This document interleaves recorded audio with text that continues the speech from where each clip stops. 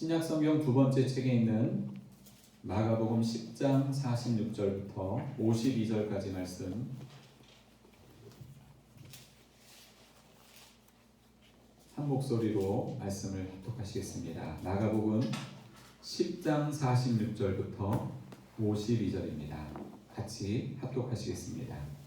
그들이 여리고에 이르렀더니 예수께서 제자들과 허다한 무리와 함께 여리고에서 나가실 때에 디메오의 아들인 맹인 거지 바디메오가 길가에 앉았다가 나사렛 예수시란 말을 듣고 소리질러 이르되 다윗의 자손 예수여 나를 불쌍히 여기소서 하거늘 많은 사람이 꾸짖어 잠잠하라 하되 그가 더욱 크게 소리질러 이르되 다윗의 자손이여 나를 불쌍히 여기소서 하는지라.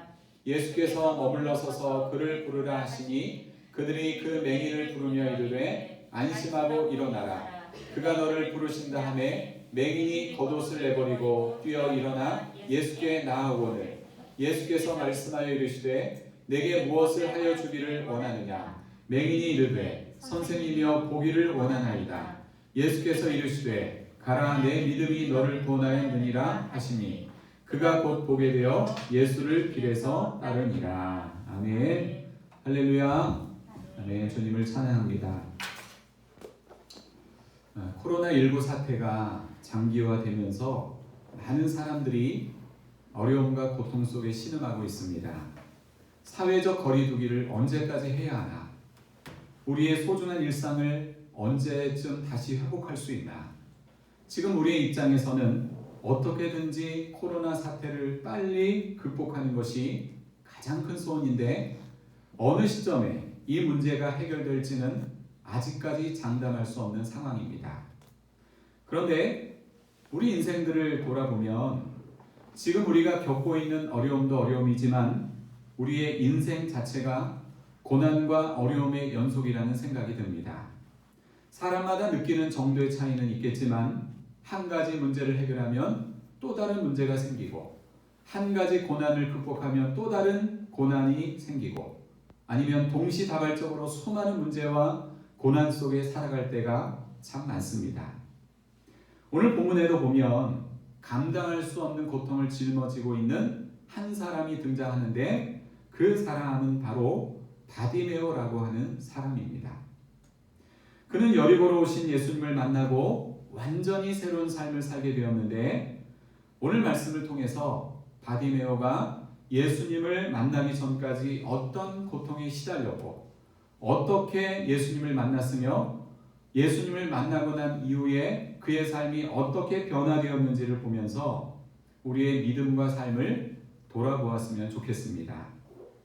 바디메오가 예수님을 만난 사건을 통해 알 수 있는 사실은 자신의 실상을 똑바로 보는 자가 하나님의 긍휼을 구할 수 있다는 것입니다. 한번 따라 하시겠습니다.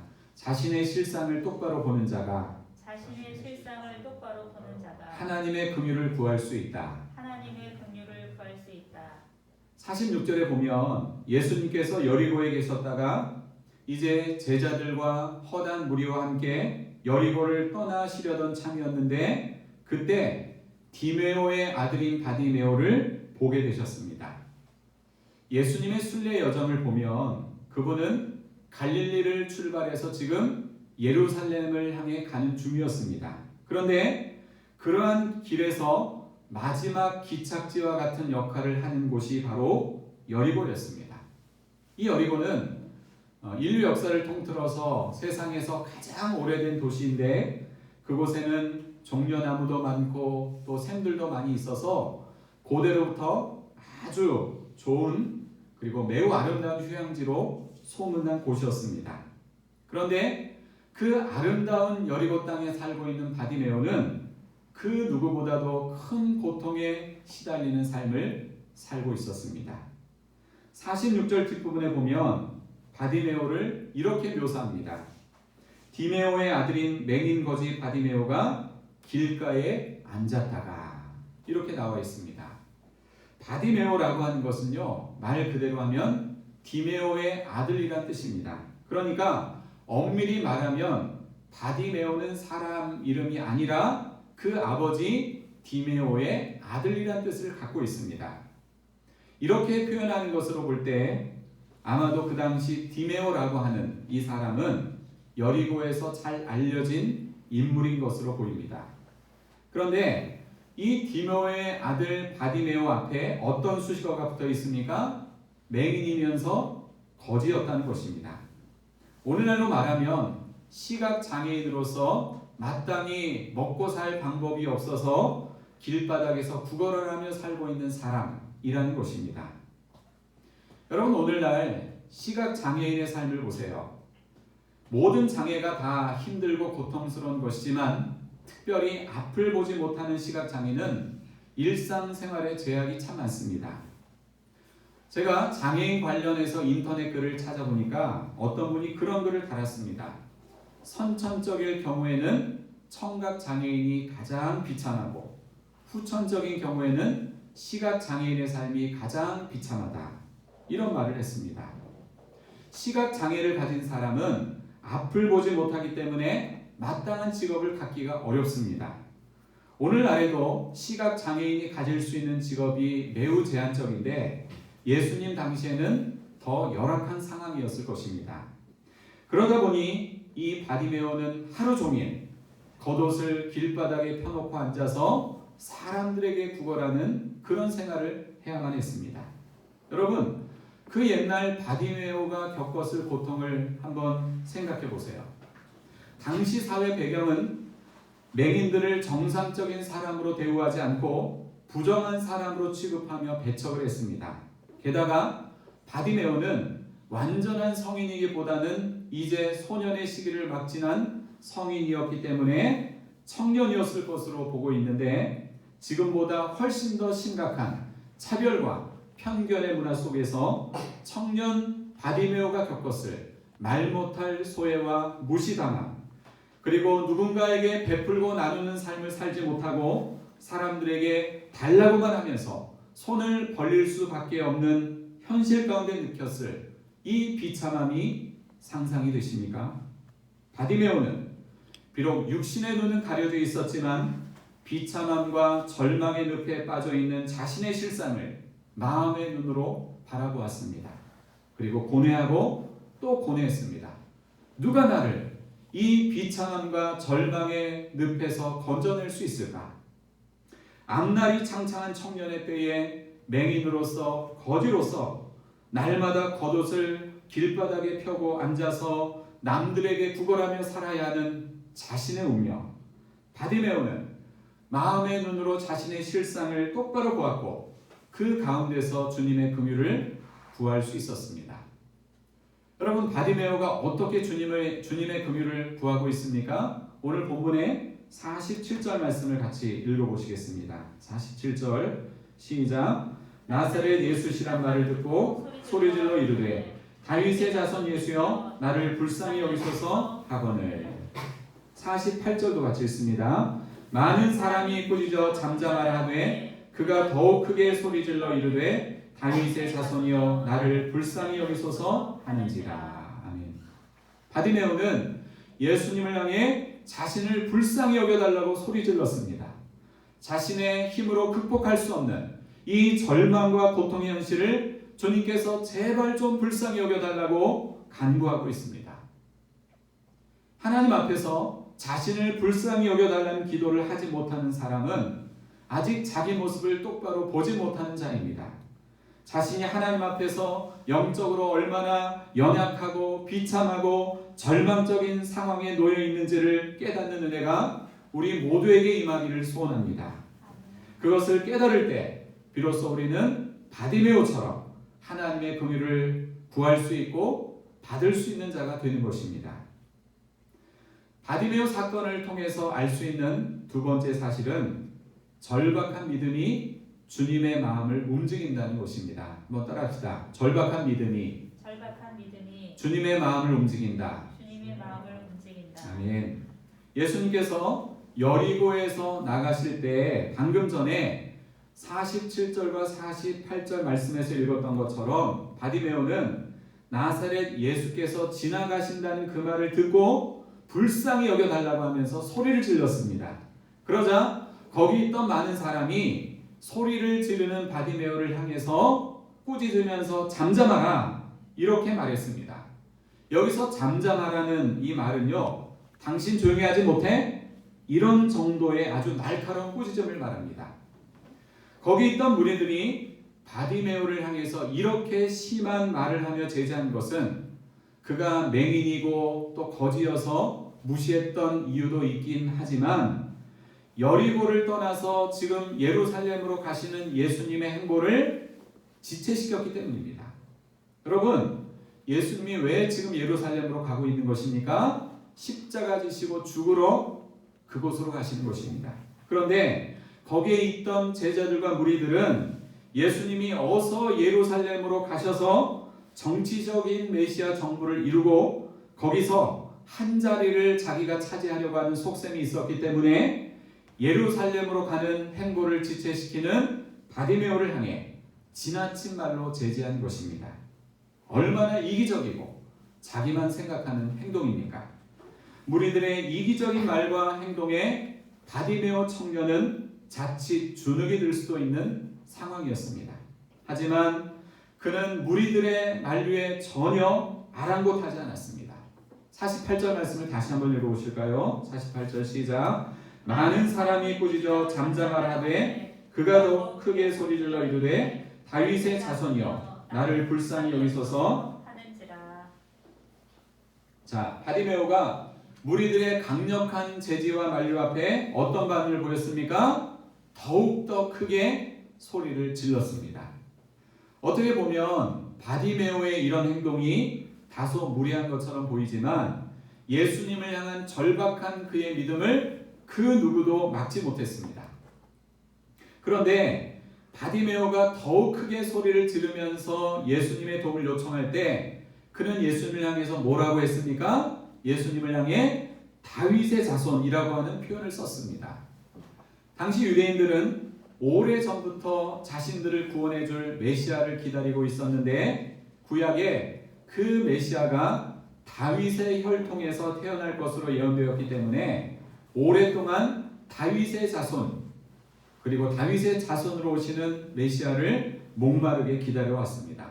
따라서 바디메오가 지금 예수님을 향해서 다윗의 자손이라고 부른 것은 예수님을 하나님의 통치를 가져오는 메시아로 인정한 것으로 볼 수도 있지만 그 당시 대부분의 유대인들이 예수님을 정치적인 메시아로 보았듯이 바디메오도 아직은 예수님을 향해서 정치적인 메시아로 보았을 가능성이 더 큽니다.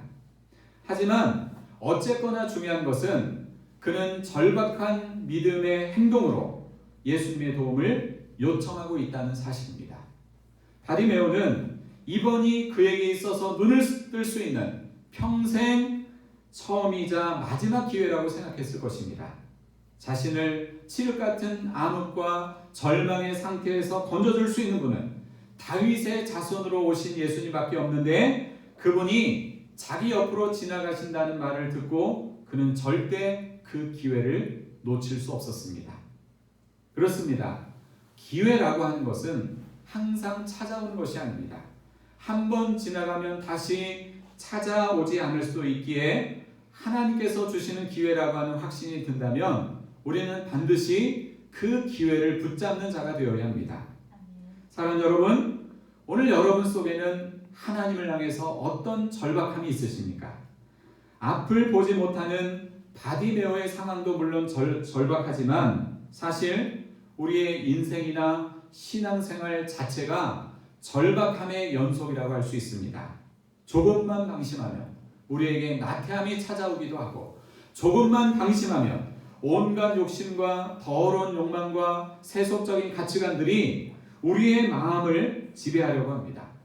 그런 면에서 그리스도인은 영적인 전쟁터에서 끊임없이 전투하는 군사와 같습니다. 그러기에 언제나 주님의 도우심과 은혜가 없으면 우리는 살아남을 수 없습니다. 코로나가 순식간에 전 세계를 집어삼키고 그로 인해 어쩔 수 없이 우리들의 일상과 신앙생활이 제약을 받고 있는 이때에 영적인 나태함의 늪에 빠지지 마시고 어서 이 고난을 극복하고 회복할 수 있도록 절박한 믿음으로 주님의 마음을 움직이는 여러분이 되시기를 축원합니다. 절박한 믿음은 주님의 마음을 움직입니다. 바디메오의 절박한 믿음은 예수님의 걸음을 멈춰서게 했고 예수님께서 바디메오를 주목하여 부르시는 결과를 가져왔습니다. 바디메오 사건을 통해서 우리가 알 수 있는 세 번째 사실은 주님의 물음 앞에 항상 대답할 준비가 되어 있어야 한다는 것입니다. 한번 따라합시다. 주님의 물음 앞에 항상 대답할 준비를 하자. 바디메오의 절박한 믿음의 행동에 바쁜 걸음을 멈추고 그를 주목하여 보신 예수님은 사람들의 제지를 중지시키고 그를 가까이로 부르십니다. 예수님께서 부르신다는 말을 듣고 바디메오는 얼마나 기뻤는지 50절에 보니까 겉옷을 내버리고 뛰어 일어나 예수께 나왔다 이렇게 기록하고 있습니다. 일교차가 큰 팔레스틴에서 겉옷이라고 하는 것은 낮에는 외투의 역할을 했고요. 밤에는 이부자리로 사용되었기 때문에 바디메오에게 있어서 이 겉옷은요 자신의 전 재산과도 같은 소중한 것이었습니다. 그런데 그 겉옷을 내팽개치고 즉각적으로 예수님을 향해 뛰어갔다는 것은 그가 얼마나 주님의 긍휼을 사모하고 있었는지를 알 수 있습니다. 예수님 앞으로 뛰어간 바디메오에게 예수님은 질문을 하셨고 바디메오는 대답을 했습니다. 자, 51절 말씀도 같이 읽어보겠습니다. 51절 예수께서 말씀하여 이르시되 내게 무엇을 하여 주기를 원하느냐? 맹인이 이르되 선생님이여 보기를 원하나이다.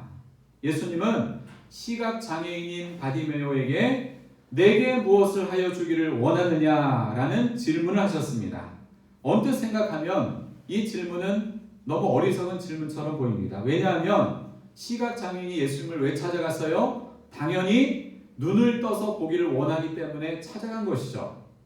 그런데 너무나 당연한 질문이고 대답도 뻔하지만 그럼에도 예수님이 바디메오에게 이런 질문을 하신 것은 그의 분명한 고백을 통해서 바디메오의 신앙을 더욱더 돈독하게 하는 의도가 있기 때문입니다.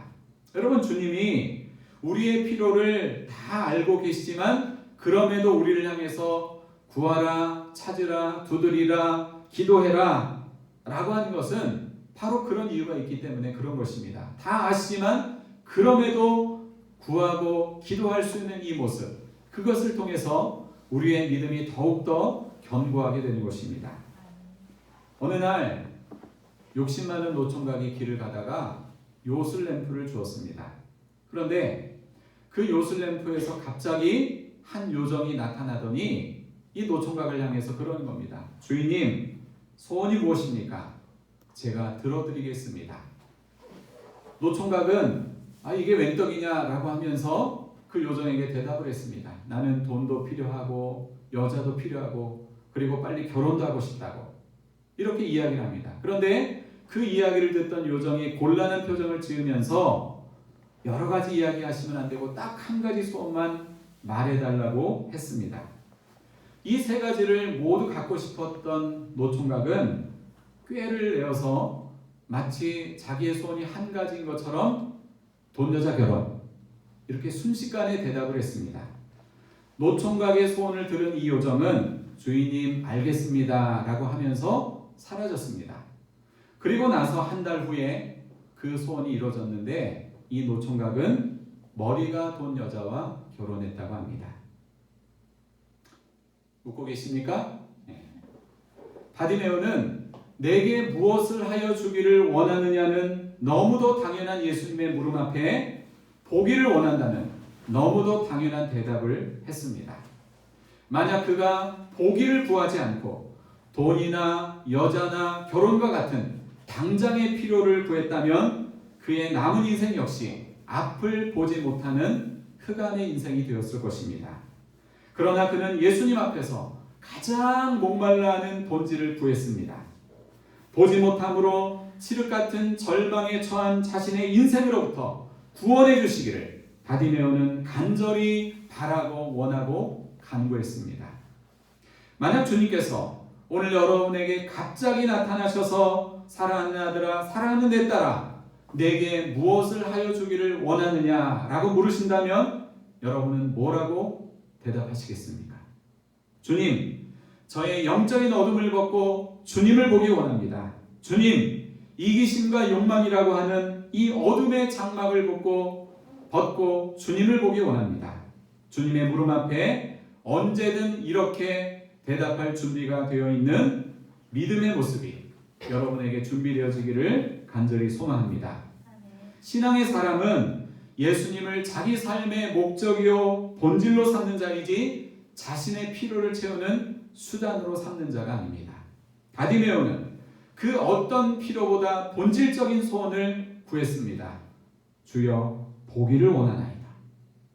그 말 속에는 예수님을 향한 확고한 믿음이 담겨 있었습니다. 그의 믿음의 고백을 들으신 예수님은 즉각적으로 그에게 말씀하십니다. 가라, 내 믿음이 너를 구원하였느니라. 바디메오는 한 번도 주님을 믿는다고 고백한 적이 없지만 예수님은 그의 고백 속에 담겨진 그의 믿음을 보시고 그에게 구원을 선포하셨습니다.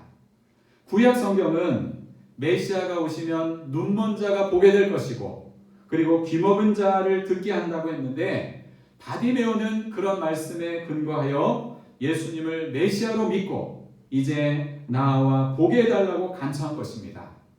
오늘 바디메오의 육신의 눈이 떠진 것도 중요하지만 더 중요한 것은 그의 영적인 눈이 떠진 것입니다. 영적인 눈이 떠져야만 진정한 그리스도인이 되는 것입니다. 주님의 무릎 앞에 바디메오처럼 항상 믿음으로 대답할 준비가 되어 있는 우리 성도님들이 다 되시기를 축원합니다. 아멘. 바디메오 사건을 통해서 알 수 있는 마지막 사실이 있습니다. 구원의 은혜를 받은 자는 주님을 따르는 자가 되어야 한다는 것입니다. 한번 따라합시다. 구원의 은혜를 받은 자는 주님을 따르는 자가 되어야 한다. 본문 52절 맨 뒷부분에 보면 예수님께서 바디메오에게 구원의 선포를 하시고 나서 어떤 일이 일어납니까? 바디메오가 곧 보게 되어 예수를 길에서 따랐다. 이렇게 기록되어 있습니다. 바디메오가 눈을 뜨고 나서 가장 먼저 한 행동은 예수님을 길에서 따르는 제자의 삶, 진정한 제자의 삶을 실천한 것입니다. 자, 그러면 이 46절 말씀을 52절 말씀을 기억하시고 본문의 46절 맨 뒷부분으로 가보시겠습니다. 예수님을 만나기 전에 바디메오가 어디에 앉아 있습니까? 길가에 앉아 있습니다. 46절과 52절의 말씀을 연결하면 예수님을 만나기 전 바디메오는 길가에 앉아 있었지만 예수님을 만난 후에 바디메오는 예수를 길에서 따르는 제자가 되었습니다. 이처럼 길가에 앉아있던 삶에서 예수를 길에서 따르는 삶으로의 변화는 십자가 지시러 예루살렘으로 가시는 예수님 앞에서 진정한 제자도의 모범이 되고 있습니다. 사실 예수님과 동고동락한 제자들은 처음엔 자신의 삶에서 가장 소중했던 배와 그물을 버려두고 예수님을 따라갔지만 지금 현재 그 제자들은 영적인 눈이 가려져서 예수님을 정치적인 메시아로 오해하고 있고 예수님의 십자가 길에서 모두 다 주님을 버리고 도망을 갔습니다. 12명의 제자 가운데 어느 누구도 끝까지 주님을 따라가지 못했습니다. 가장 믿었던 제자 베드로마저도 예수님을 모른다고 3번이나 부인할 정도로 제자들은 끝까지 제자도를 지키지 못했습니다. 그러나 육신의 눈을 뜬 바디메오는 영적인 눈까지 띄어서 기꺼이 예수께서 가시는 길을 따르는 참된 제자로서 인생의 새 출발을 하고 있습니다. 집으로 돌아가지도 않고 길바닥에 앉아 구걸하는 거지의 삶으로 돌아가지도 않고 눈을 떠서 보고 싶고 하고 싶은 일들이 정말 많이 있을 텐데 그 어떤 곳으로도 가지 않고 오직 한 길, 예수님만을 묵묵히 따라가는 제자의 길을 걸어가고 있습니다. 사랑하는 여러분, 오늘 예수님을 만난 바디메오의 이야기를 통해서 어떤 깨달음을 얻으셨습니까? 아무나 하나님의 긍휼을 구할 수 없습니다. 자신의 실상을 똑바로 보는 자가 주의 긍휼을 구할 수 있습니다. 여러분은 주님을 향해 어떤 믿음이 있으십니까? 절박한 믿음이 주님의 마음을 움직일 수 있습니다. 무엇을 하여 주기를 원하느냐는 주님의 물음 앞에 항상 대답할 믿음의 준비를 하는 여러분이 되었으면 좋겠습니다. 구원의 은혜를 받았다면 더 이상 내 마음과 내 고집과 아집대로 살지 마시고 끝까지 주님을 따르는 참 제자가 되시기를 주님의 이름으로 축원합니다. 아멘. 기도하겠습니다.